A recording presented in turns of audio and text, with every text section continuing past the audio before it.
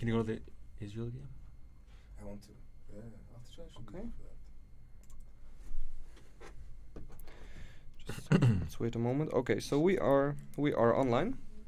So hello everyone. Today we have a particularly special audition because we have our favorite guest, Artur Grzesiak. Yo, thanks for having me. Hey, always good to see you guys. So today with our other hosts, which will be Piotr and Marco. Introduce yourselves, guys. Hello. Hi guys. Okay, so today we're going to talk. Well, thanks guys for the lengthy introduction. So today we're going to talk about Iran and specifically about the whole situation between Iran and the U.S. So tensions have flared up ever since a rocket has fallen in the distance around 1 mile of the U.S. embassy in Baghdad, and now the U.S. embassy and the U.S. consulate have been evacuated. The non-essential staff has been evacuated. This has been perceived as an overreaction by the U.S. government. What do you guys think? Maybe Artur, how about you start?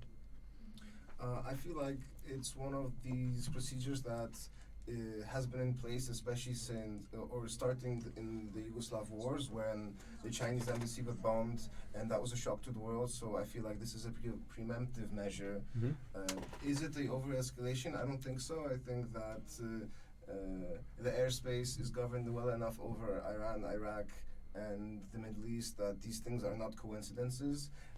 Is it a scare tactic? Yes, but with the dialogue so on the fence between Iran and the US, it's a move that could prove both detrimental to the dialogue, but it could promote more international like resolutions on the topic, for example, through the UN.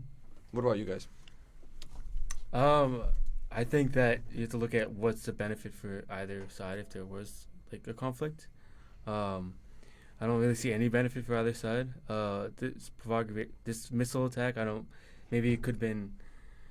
It seems like it's Iran-backed forces is what the news is saying, but I think there needs to be, again, going back to multilateralism, they need to reach out to the UN and to other nations in the Middle East like that are not Saudi Arabia, but and see if they can get some pressure on Iran to.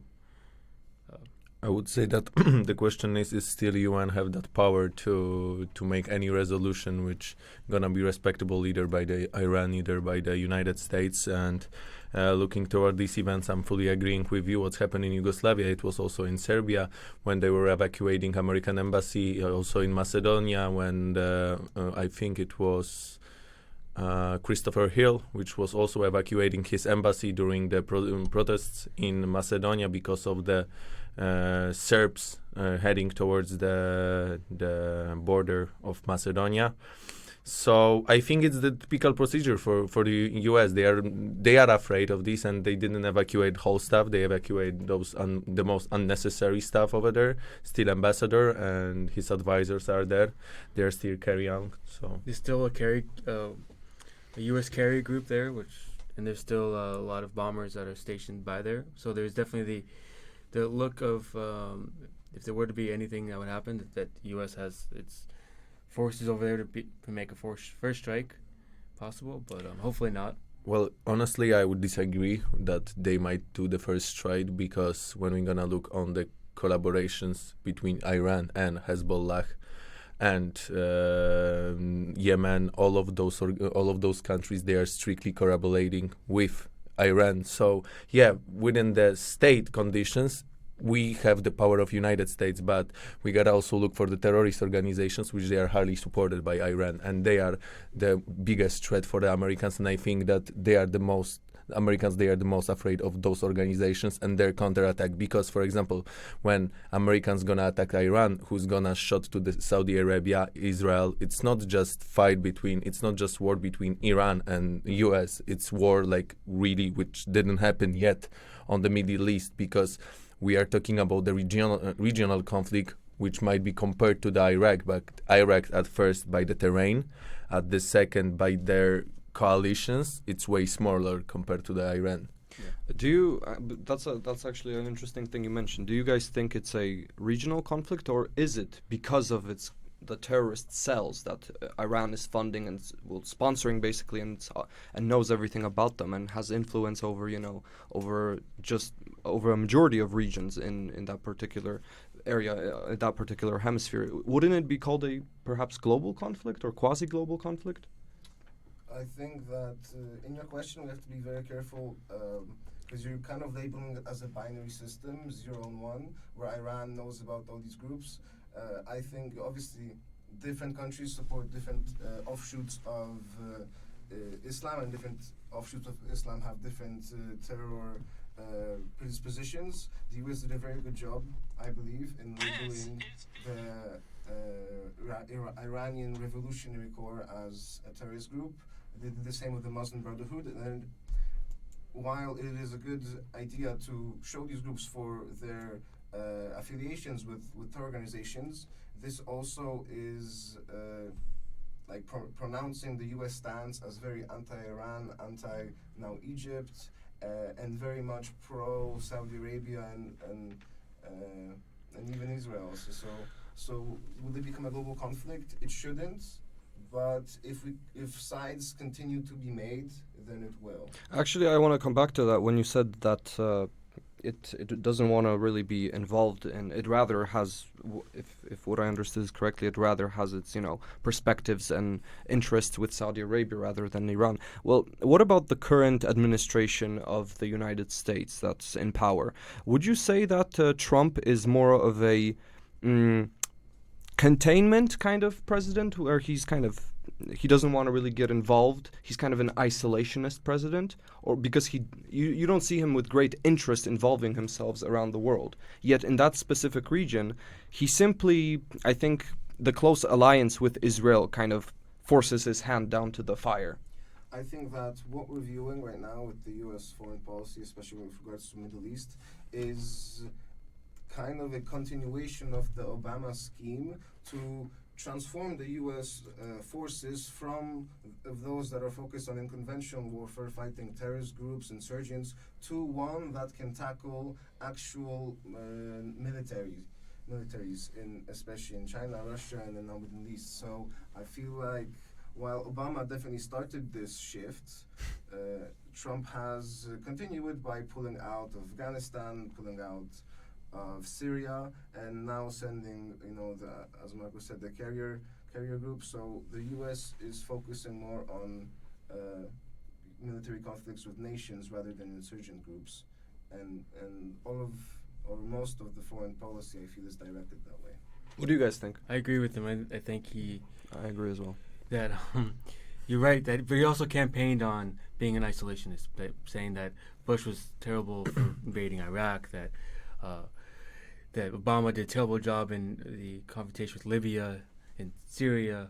By pulling troops out of Syria very quickly, I think he went against a lot of the military people in his organization, a lot of the military thinkers too, and a lot of people who didn't honestly support the Syrian conflict or Libyan conflict, but thought that by pulling out of Libya so quickly, it created more issues down the road. But I think he's kind of putting himself in being kind of, like you said, pushed down by Saudi Arabia, by Israel, by UAE, who are kind of looking for more action, more U.S. influence in that area, especially towards Iran. Well, the most what I am afraid it's that Iran already posting the news about starting again the procedure of starting the enrichment uranium, and they're breaking basically all the agreements within the nuclear agreement. They are already enriched double of this what they should. Well, that's a good point, because the deal was supposed to prevent their ability to enrich it in such a short amount of time. And so I agree with myself when I say that. But they said that they were going to keep with the deal because they want Europe to be still. But I would say Europe said we're going to still remain the deal if you keep with your. But I would say that they said they haven't. But I would say that European Union already see that they don't have ability to force Iran to do any current situations. Actually, the one person, we have still one policeman in this world, which is United States. Russia is not anymore strong. Russia is just a threat which America is afraid of within the Iran, because Iran has huge support of Russia, plus some investments made by Chinese, but the biggest support is Russia. And when we are looking, I think like the biggest mistake of Trump, it was that he weakened the liberal opposition in Iran, make those conservatives way more stronger in Iran, those which they are really opposite towards the American policy, towards Americans at all. So I think that was the mistake of Trump in some sort, but I would agree with you on the case of Obama, because most of the people pointing at Trump within these all events, within the European Union crisis, the relation, Iran, but actually the person which started all of that was Obama, and he left really mess for Trump, which he needs to clean up. That's my opinion towards this situation. But when we are looking particularly on the Iran, it's not that easy country as it seems to be. For example, Tehran, it's mountains, it's 2.5 kilometers above the sea level, and it's really hard to conquer. It's, in my opinion, that's the comparison between Iraq and Afghanistan in both, because Afghanistan, it was really hard to conquer and we didn't conquer. Same is going to be with Iran, plus their connections with these terrorist groups, because Europe is the most afraid of those terrorist groups which they might counterattack in the European countries, because that's what we are the most afraid. We have really low budget even now for this prevention of these terrorist groups in the European Union, and it's going to be even smaller because of withdrawing UK from the European Union. So actually we don't have any tools to prevent terrorist attempts. So that's why European Union, and I think with Tusk as a head, he is really careful within any decision which he is making, and he wants to really relate on United States right now. Of course, we have huge deals in Iran, for example, Renault manufacturing their Airbus contracts, but I think it's worth it to lose it in case of not raging a war between United States and Europe, because Europe has way more to lose between United States and Europe than in Iran. I mean, I think that Iran has been now flaring up the tensions on purpose. I think they want a conflict a bit shorter than a war, because it seems that they have been, ongoing with provocative measures, and they don't really seem to do any kind of. They don't really seem to, in spirit at least, have any preventative measures towards that. It seems that they want to have a conflict, and it seems that the rest of the world doesn't want one. What do you guys think? I would say that the country which wants the war as much as Iran is Israel. I would say that they want the same as, but let me point this out. They want the war within the circumstances while Iran is going to be breaking their nuclear deal.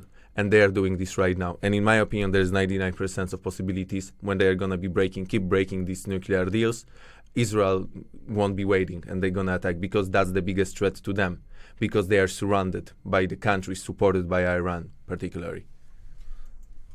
I think that since the US and the NATO coalition failed in Syria, Iran can feel that it has an upper hand.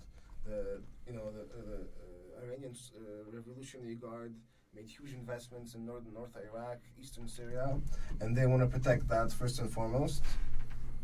And here is where it does clash interest with Israel. Does Iran want a war? I think absolutely not.